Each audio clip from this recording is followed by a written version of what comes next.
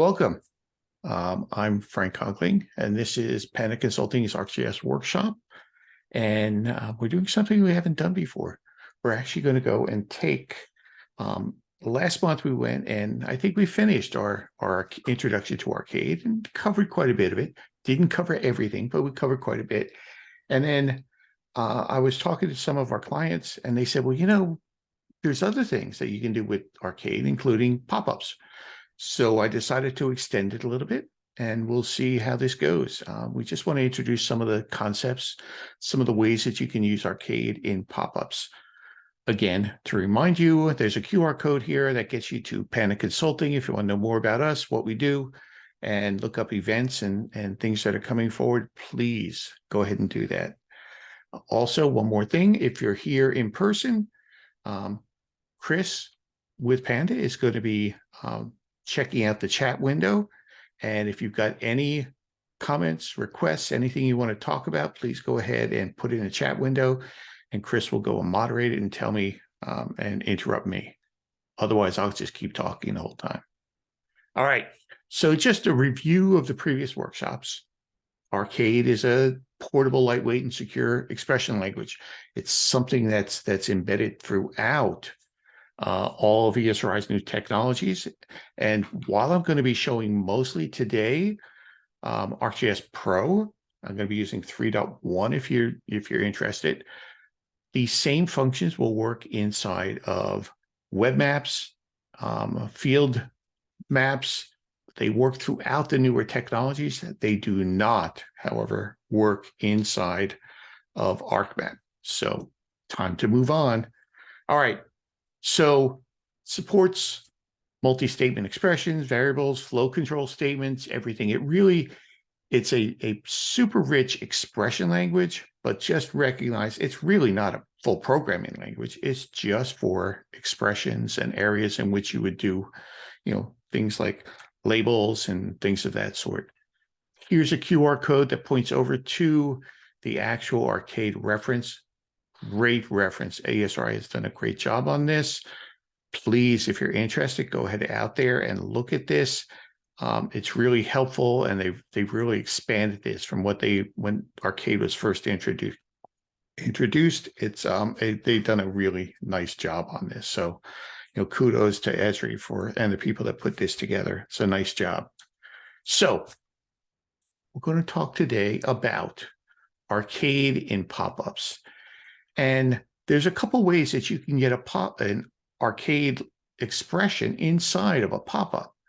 There's things like a text container and an Arcade block and expressions that you're going to go and reference inside of there. And we're going to explore each of them. Again, this is not meant to be hyper extensive, just sort of show you what you can do and see if we can help you to understand how to begin to use Arcade and what it really does. All right, so let's look at just some simple things. And I've got here an ArcGIS Pro project file. Happens to be a parcel fabric data set, but that's all right. It could be anything. And inside of here, I've got up here an attribute table to show you sort of the type of information that we might have available here. And we've got a name field, standard type of name field. It's a text field. And we've got a subdivision field, which is a 50-character field. And then we've got some latitude, longitude values in here. And we've got some other things in here. But again, we just want to recognize we've got some fields here that we can play around with. So to start with, a pop-up in ArcGIS Pro is sort of the amalgamation of the old ArcMap identify tool and the old ArcMap HTML code. It's a way to go and sort of identify a parcel and allow you to go and see information that's on there. And it's off of the map tab. It's called the Explore tool.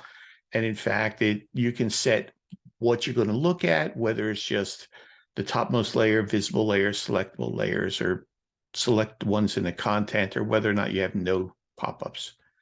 And Once it's set, anytime you use that tool and you click on something, it will automatically show you, information about that parcel. So in order to configure it, if you right click on the layer and you'll see configure pop-up tabs.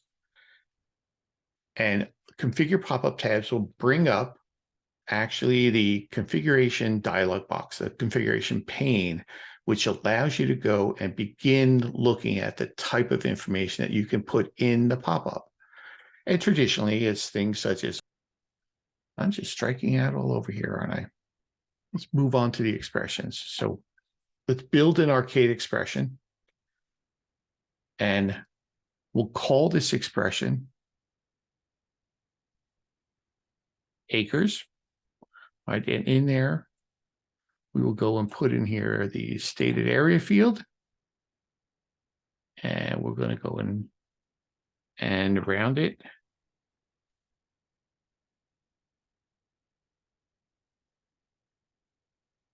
Two decimal places. Check it out here.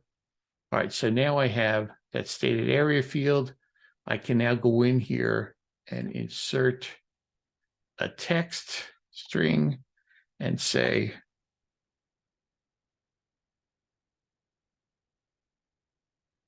contains, and then go and add the expression, the acreage expression, to me. All right, so now here it is here, and it will go and do that. So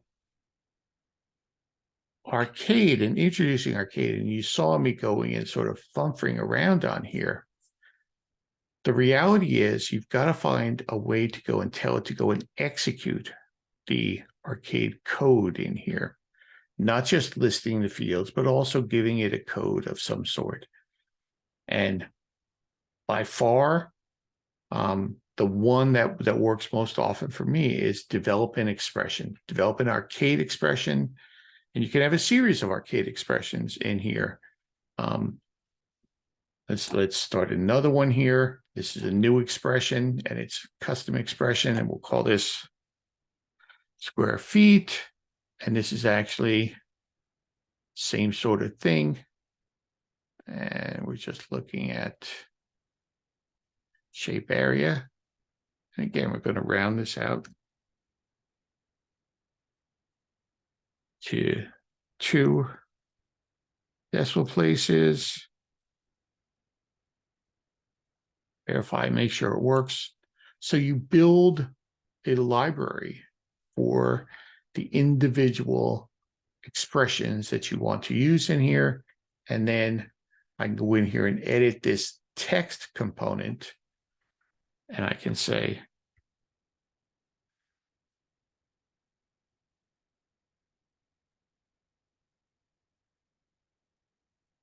include,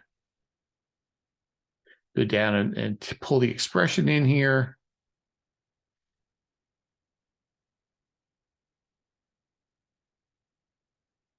And when I'm done with that and do this, it will go and show me that expression as I build it out. Now, the thing that I like about including it this way is that I have the ability to go and do things like make it bold on here. I can go and make things and format them using whatever formatting I want in here and tell it how I want this to go and display, and it will go and automatically format those out for me. So again, I have a way to go and do that. I also, because it's using the expressions on here, I can begin to use some of the expression functions available to me, such as, proper formatting for text. So let's say that let's go in here again and tell it let me see if I have something on here. I don't think I do, other than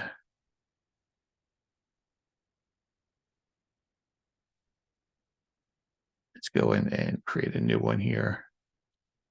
and call this one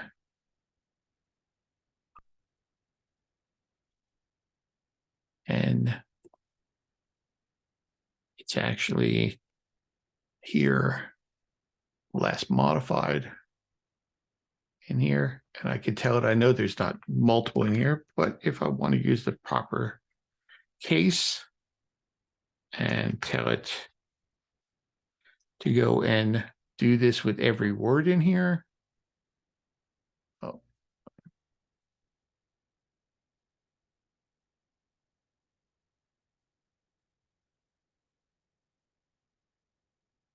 So this parameter on the proper actually means that if you've got multiple words in the same piece of text, it will go and automatically go and turn to proper case each of those words.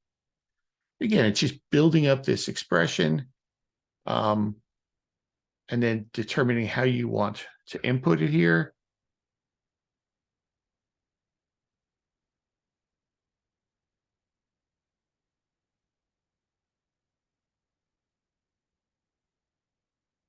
It's all right now being bold. Let's take the bold off. And here, take the bold off, and let's go and put that last expression here of the editor. And again, maybe we'll make that bold and italics in here. And we'll go and see, there's where it took this previously was all uppercase, and here's the proper case for it. So fairly simple. The key is also going and building this and setting it up so that you're writing the expression. I'm most comfortable in writing expressions, the arcade expression, and it can be fairly intensive expression on here to go in and do this. And things like you can take a number field and convert it into other number fields, other things. So for example, you can go and take a number field. In this case, we had an elevation field. We can multiply it by something else and then convert it using a format here. And why don't we try this format here on the square footage? We'll take the text formatting of our square footage and go in and make sure that we have 1,000 separators in here. Let's go in here. This is now text of this, and this is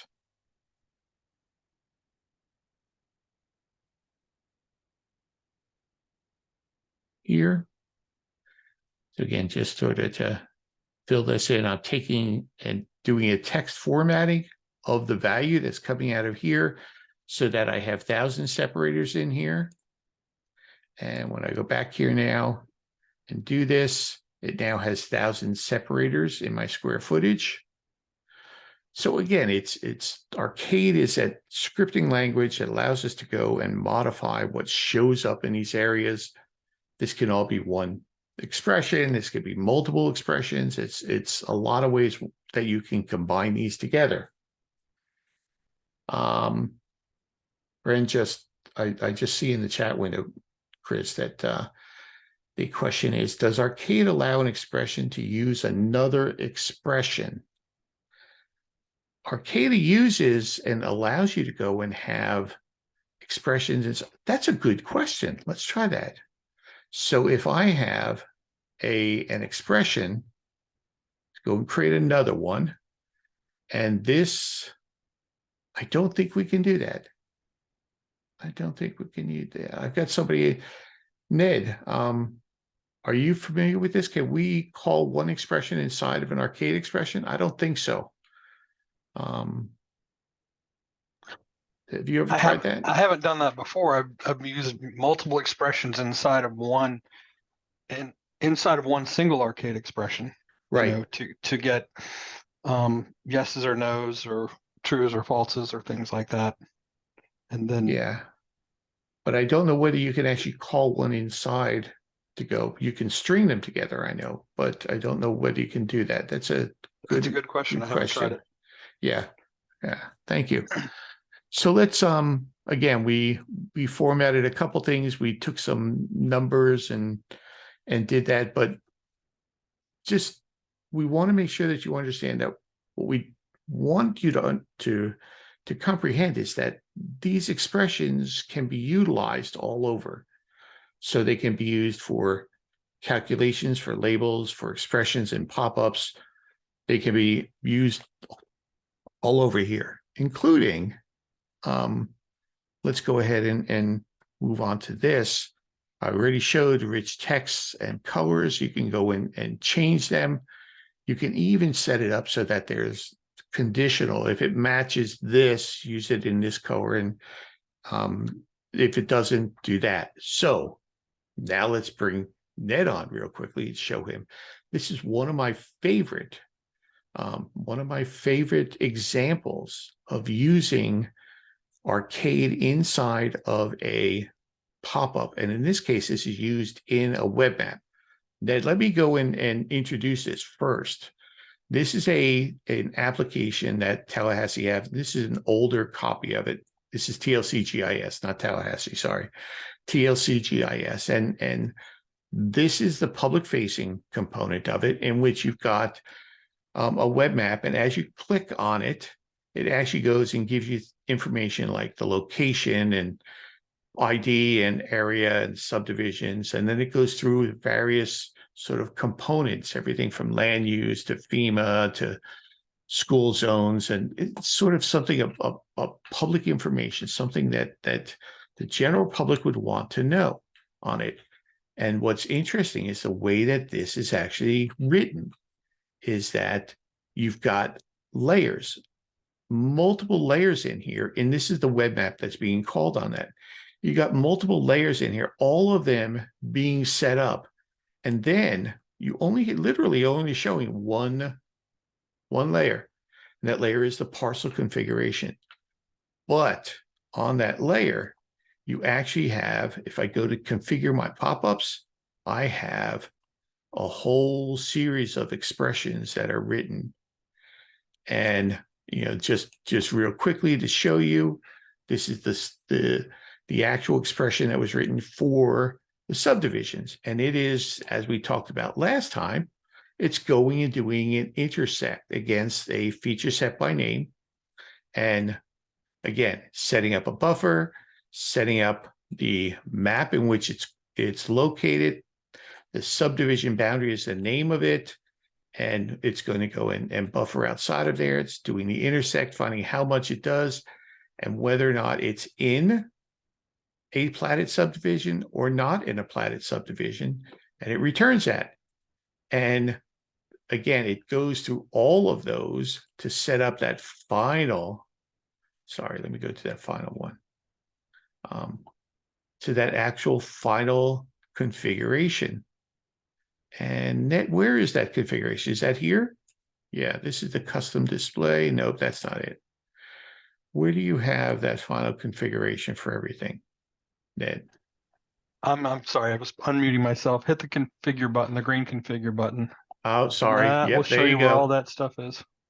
There you go. Sorry. So in here is this whole configuration. He's got listed on here the actual location. It's pulling that information together.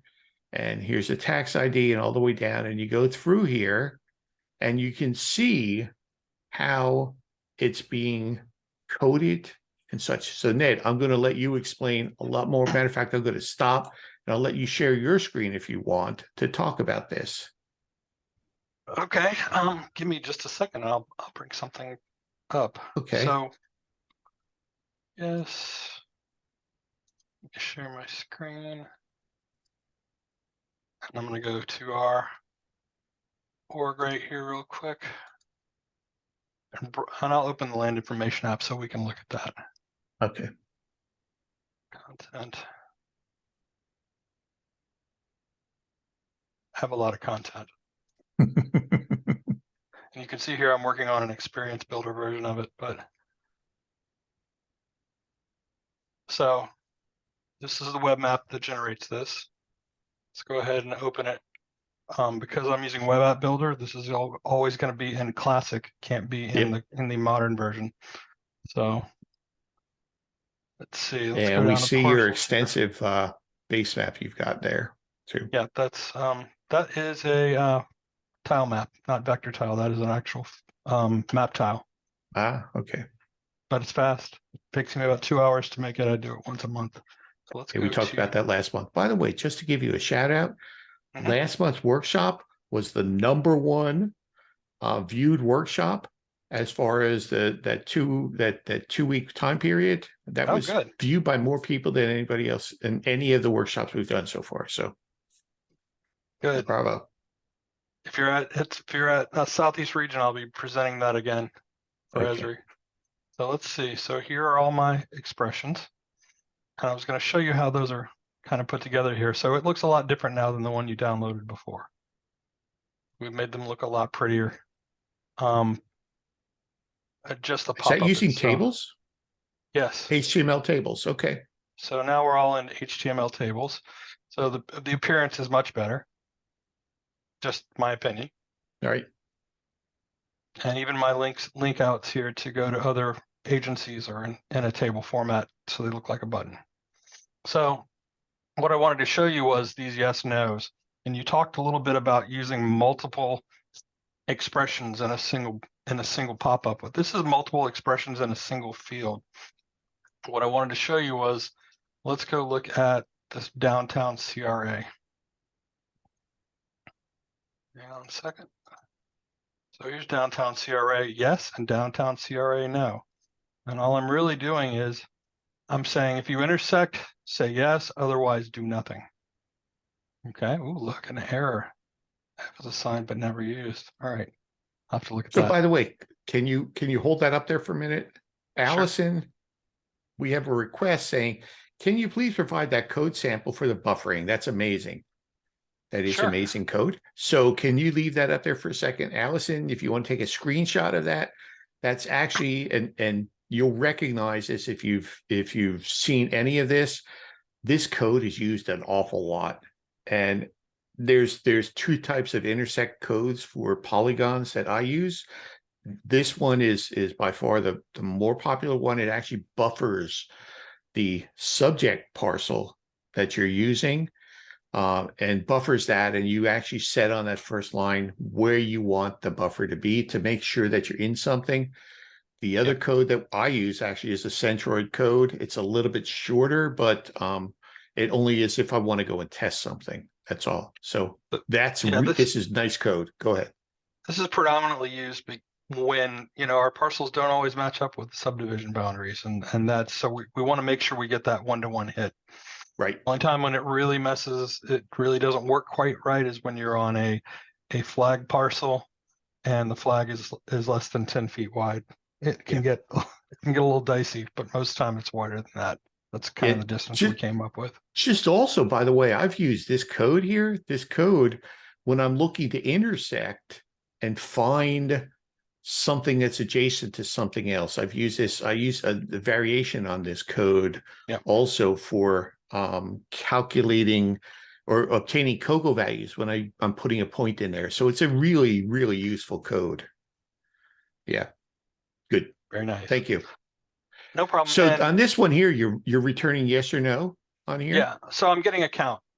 And I'm basically saying, okay, if the count is greater than 1, it's yes. If the count is less than 1, it's no. So it's just quickly giving me a yes, and then I'm responding with yes, or I'm responding with no. And in the HTML side of this, and it may not be easy to look at in HTML, basically what it looks like is only one of them can be correct. So it's going to be either no or it's going to be yes. And if it's no, I've got that one in a red font. And if it's yes, I've got it in a green font. It's as simple as that. So it's just a bunch of HTML code. And the one that's a negative answer just does not appear because I've got it set up that way. Ah, interesting. Right. Yeah, I like these modifications that you've done on here. It does look a lot nicer, doesn't it? Yeah. I have to thank Franklin, my intern I had last year. He's like, you could do these with tables better. I'm like, Yep. really? Show me. By So the way, also that subdivision You could Mhm. put a proper in there if you want, instead of having all uppers. You do Oh some yeah. form, yeah, do some formatting that if you want to be consistent across all your data sets, because The only, not everybody uses the same capitalization or proper yep. case on there. Yeah. And the only reason I didn't do that is because there are a lot of subdivisions that have their um, units in Roman numerals. Yeah. So it looks a little, It looks so weird with if you it use looks, Roman numerals. Yeah. yep. So yeah, I'd love it. You know me, I prefer everything be in proper case. But you know, some of our old data sets just have always been in all caps. They Yeah. like to shout. So yes, I agree. Proper case always. Yeah. Um, Uh, let's see. Was there something else you wanted me to show you on this? no, I Or think that's it. It's like I said, this is code that you've been using for a while, and I think it's just a great example of how to go and use Arcade in a pop-up. And as you saw me, so like I said, fumfering a little bit, I still think the best way to do this is create your expression and then use your expression inside the pop-up and figure out how to best use it that way. I did That's yeah. I did want to show you a nifty trick, and you'll like this as soon as this opens. This is my brand new PC with 64 gigs of RAM. Let's see how it does. So I'm just going to put an empty map in here and throw a layer in it.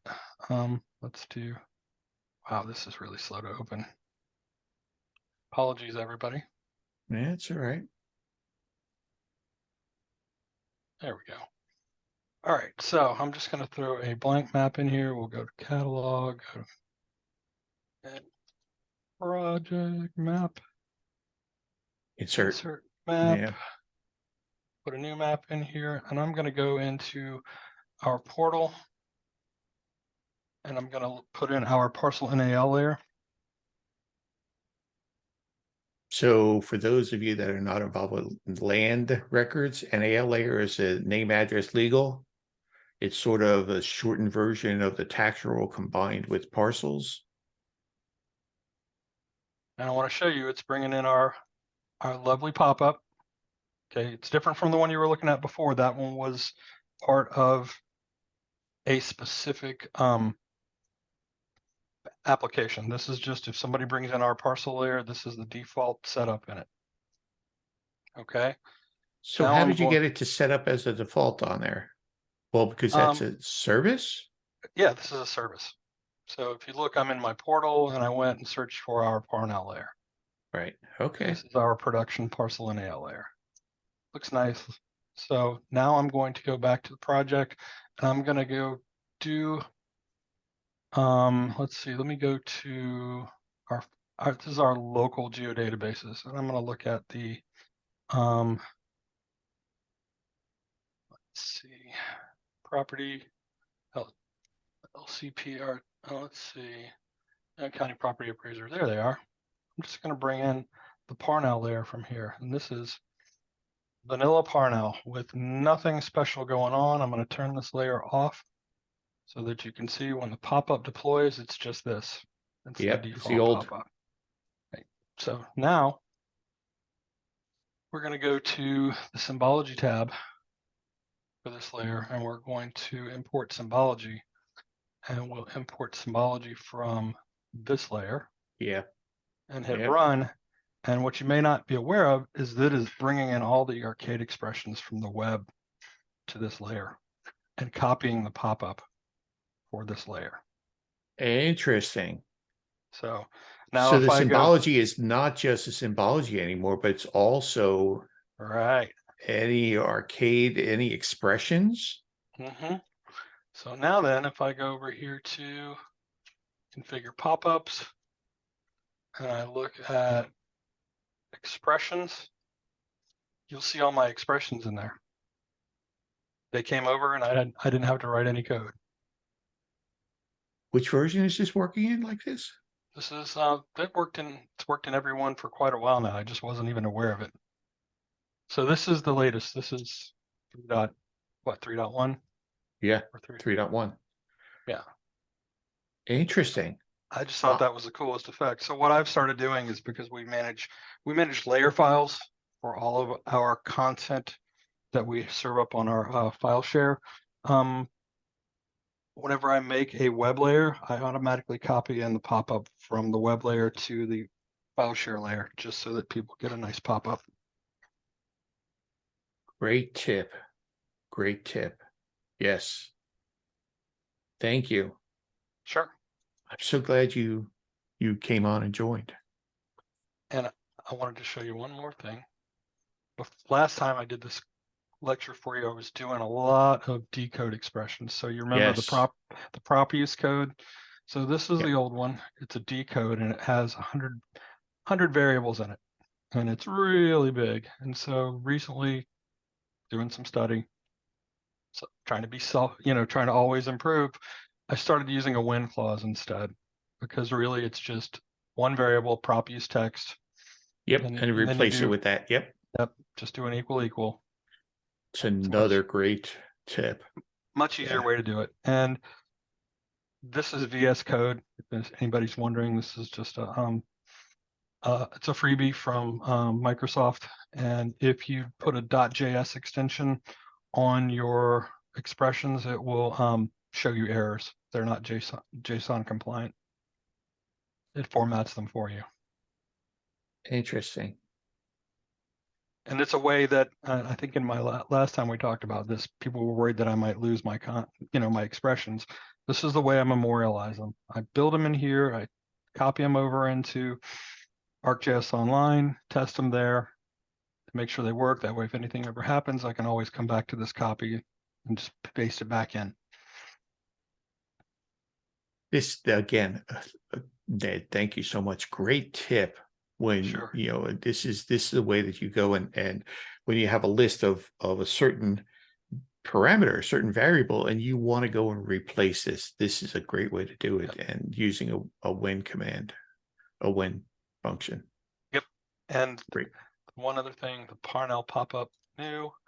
So I also do all my HTML in here. It's easier to look at, and then I Yeah, paste it there's in. TDs and all that, TRs and TLs. Those are an HTML table. New rows. Yeah. So we'll look at it in Chrome real quick. There it is. That should look familiar to you. It's what you've been looking at, but it shows where all the expressions come out. Love So it. with that, I will stop interrupting your No. presentation. Thank you so much. Thank you. All right, I'm going to take control one more time. We've got one more thing we want to go and show. All right. All right. Again, thank you so much, Ned. That was great. Let me go move this out of the way. All right. So the other thing that we wanted to show was also another expression that Mark Valls up at Lyon County, and I don't see him here today, but he actually took some code that I had written, and I wanted to give him a shout out. He cleaned up the code so nicely. And this code, and let's go ahead and look at this code. This is, again, let's look at our expressions, and here is the actual code.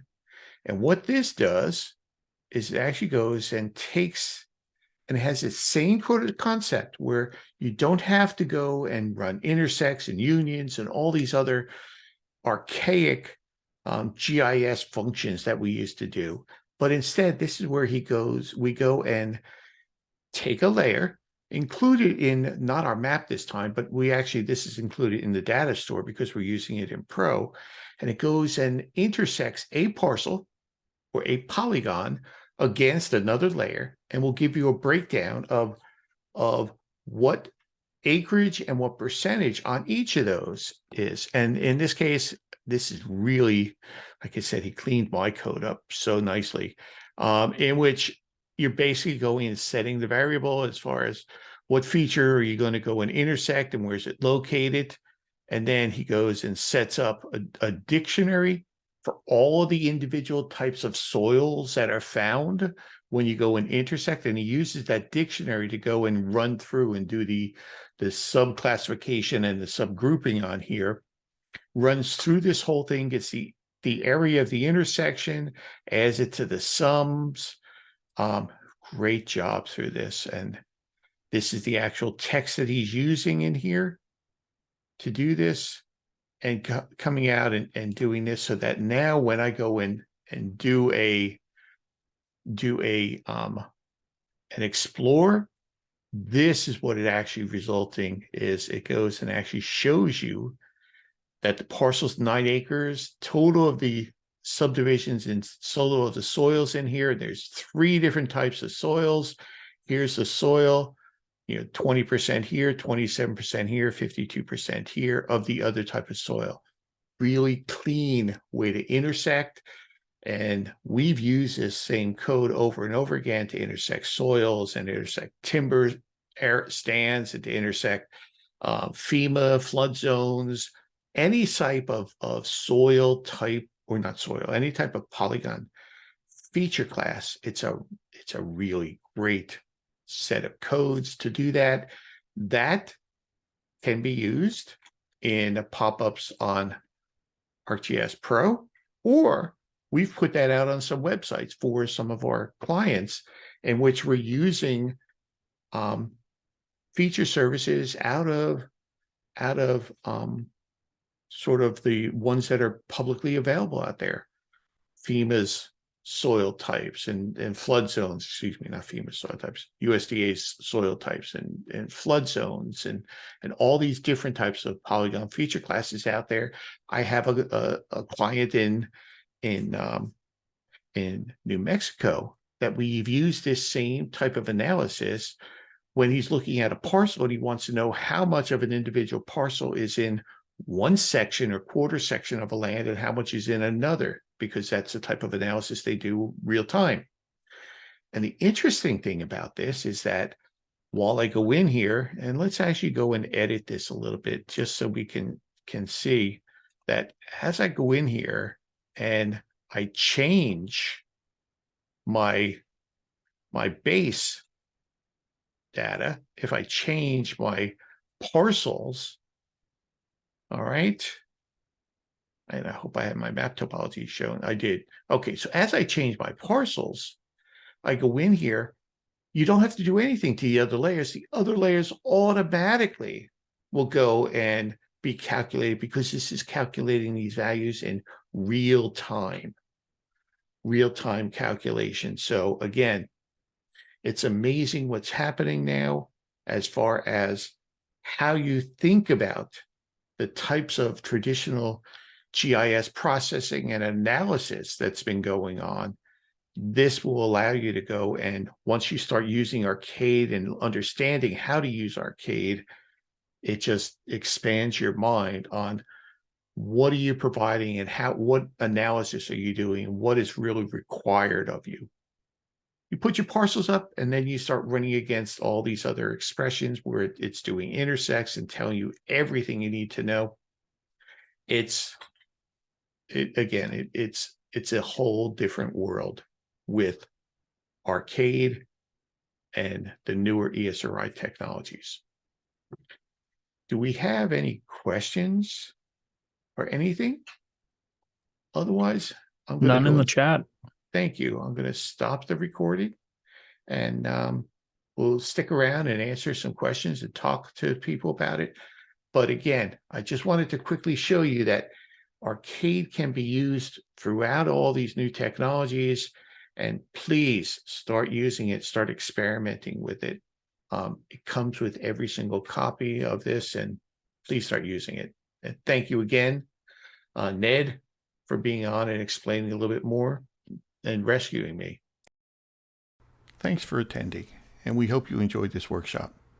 If you have questions, would like some more details about anything we discussed during this workshop, or if you or anyone at your organization would like information about training, support, or ways in which we can help you with your GIS needs, please contact me at frank@pandaconsulting.com or call me at 561-691-3277, and we can discuss how we can help you with your needs.